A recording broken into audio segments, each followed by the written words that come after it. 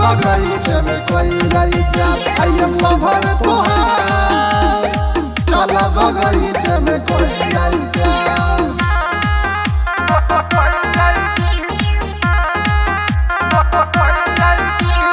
Music by Nitik Nayan। मुश्किल में पड़ल बा हमरो जिंदगी मिले के तोहर से मन बा 4 दिन से तोहके देखनी न रानी एही से बंद धर कौन बा मुश्किल में पड़ल बा हमरो जिंदगी मिले के तोहर से मन बा 4 दिन से तोहके देखनी न रानी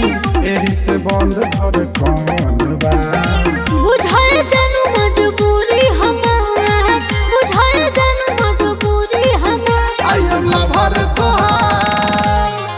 चल बगीचे में कोई गई प्यार आई एम लवर तोहार चल बगीचे में कोई गई प्यार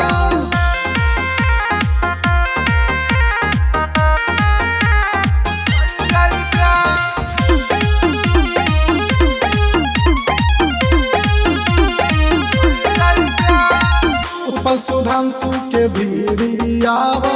बिना कोई लेट के भाई चाचा सब खड़ा हुए जानू हो मैंने गेट पे उत्पल पंकज के भीरियावा बिना कोई लेट के भाई चाचा सब खड़ा हुए जानू हो मैंने गेट पे कैसे के पार करी घर के दीवार कैसे के पार करी घर के दीवार आई एम लवर तोहार चल बगीचे में कोई गई प्यार आई एम लवर तोहार चल बगीचे में कोई गई प्यार।